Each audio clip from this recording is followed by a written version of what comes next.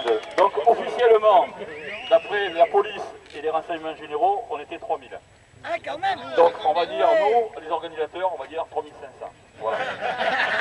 On va être mignons sur le coup. Donc je disais tout à l'heure, je vais vous lire la lettre qu'on a fait donc à Monsieur le Premier ministre, à Monsieur le ministre de l'Intérieur, Monsieur le ministre des Transports, Monsieur le président du CNSR Armand Jeung, Monsieur le préfet de Gironde et Monsieur Alain Rousset.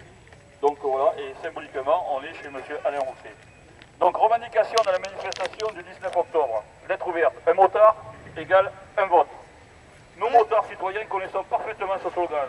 Nous allons manifester le 19 octobre prochain pour rappeler à nos institutions dirigeantes, car en tant qu'usagers de la route, nous ne comprenons pas tous ces futurs projets devant être mis en application. Cette chère communauté européenne subit l'influence des lobbies basés uniquement sur le profit et qui veulent nous imposer un contrôle technique totalement injustifié. En effet, notre moto ne sont pas des véhicules poubelles mal entretenus, mais au contraire, notre fierté avec laquelle nous roulons en toute sécurité et que nous entretenons très bien. Connaissant trop grand les dangers que représente la conduite des deux roues, nos motos se doivent être sûres à 100%. Nous n'avons pas besoin d'un contrôle technique réalisé par des entreprises mercantiles, alors que nous savons pertinemment que notre vie dépend de l'état de notre moto. De même, nous désirons agir en ce temps de crise à ce nouvel impôt déguisé supplémentaire que va arriver la taxe à la cylindrée. Tous les constructeurs de motos-voitures construisent des motos et des voitures de plus en plus sûres, embarquant de l'électronique pour notre sécurité et aide à la conduite et de facto de cylindrée importante. Il y a 3 pages.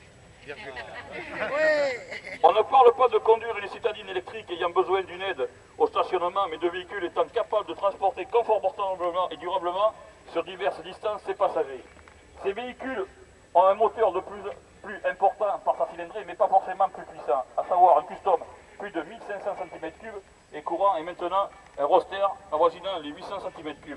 Ceci est un gage de longévité des moteurs car il subit moins de friction et contraintes qu'un petit moteur et dure plus longtemps. Alors quand un futur projet européen nous parle de taxe à la cylindrée, nous savons pertinemment que cela est un moyen détourné de ramasser encore plus d'argent en ponctionnant les motards et bien sûr les citoyens. Comme on peut le voir actuellement avec des éco-portiques, tous les poids lourds, donc sachez bientôt que ce qu'on voit bientôt sur les portiques, bientôt ce sera les voitures, et puis ce sera nous, ce passe le rythme. Nous ne voulons plus cracher au bassinet et refusons catégoriquement tous ces projets.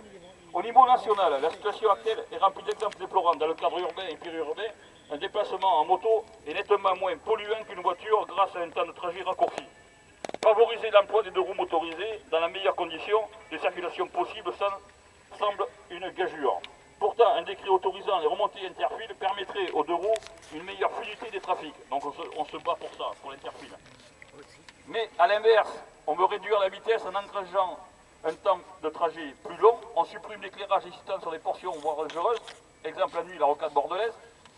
Ou bien on construit des ralentisseurs tremplins sur des routes déjà suffisamment mal entretenues, remplies de pièges indécessants, nids de poules, plaques d'égout, passages piétons, patinoires et sans parler des incessantes traînées de gasoil visibles par mauvais temps.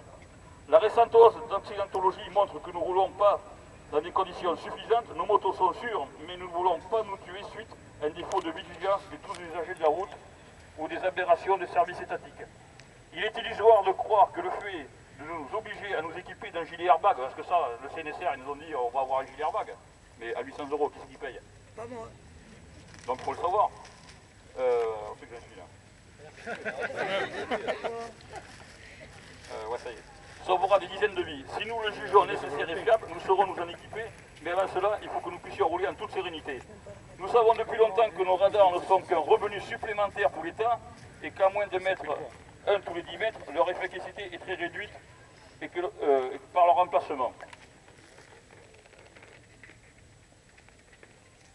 C'est la dernière.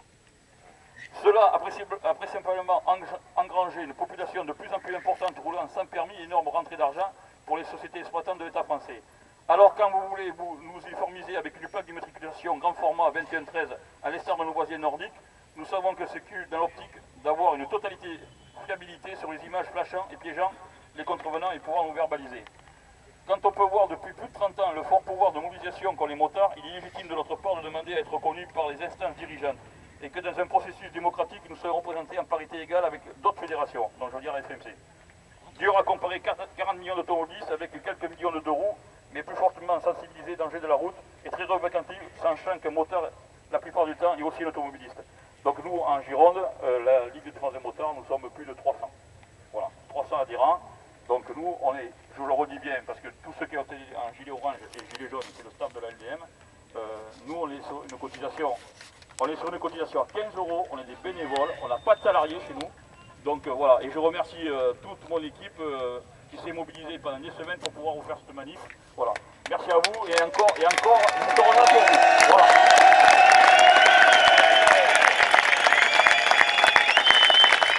Donc, je vais appeler Alban des services des renseignements, comme ça vous aurez sa photo. Il va venir, je vais lui remettre. Alors, il faut savoir